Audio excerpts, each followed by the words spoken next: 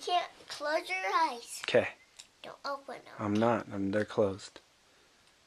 How long do I have to keep them closed for? For when I build something for you. It's really cool. Come back here, Lego. Now you can open your eyes. I can open them? Yeah. Oh, thanks, buddy. What's this? An airplane. What? Yeah. An airplane? Yeah.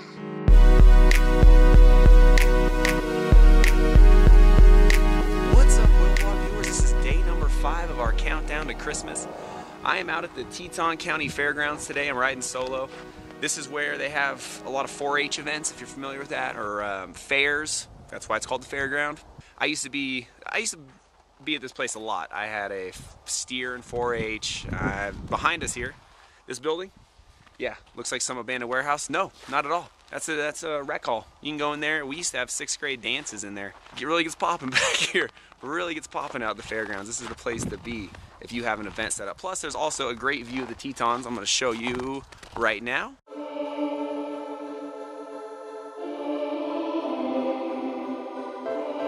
So yeah, great view of the Tetons. I spent a lot of time here in my childhood. Many of you may not know, some of you may, I know my friends do. I used to have to feed cows every winter for a family friend, and in return I got a steer for 4-H, and then I would take the steer to the fair. I'm sounding really country right now. To take the steer to the fair after it grew up, and then I would sell it, and I'd take that money and I'd put it in my college savings. I did that for, I think I started doing that in like 3rd grade, 4th grade maybe. And the guy would come pick me up at 5:30 every night. Only on school days. On the weekends I didn't have to help. He'd come pick me up at 5:30 though, and then we'd go out to where the cows were at, and we would saddle up a team of horses and pull a sleigh. I'm not even joking. We would pull a sleigh with hay down by the bay. What do you say? And we would pull the sleigh and we would go feed the cows, and it took a few hours, and it was freezing cold, and I was not the biggest fan of it. I didn't like it. I had to get like coveralls on, and you're around cows, and this guy was the president of a bank. Great family friend. He's a great guy. But I just could never wrap my head around like why he's the president of a bank here in Driggs and he loves cows so much. I still can't figure that out to this day.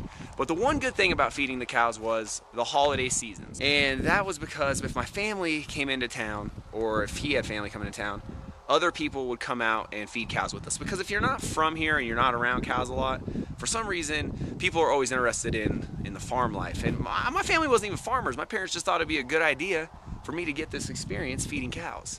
So I really looked forward to the holiday season because other people would be out there with me, and we'd put a sleigh, like a sled behind the sleigh so we could ride on it, and it was just a lot more enjoyable. That's today's Christmas story about feeding cows. Excellent, huh? Excellent story, and this great view. Finally, the Tetons have poked their head out today, so that's what I've been waiting for. Well, that's gonna do it for me today. Hopefully that's the last cow story I ever tell to you guys. I'm Willard Jackson. This has been the WillVlog. You're welcome, and we'll see you next time.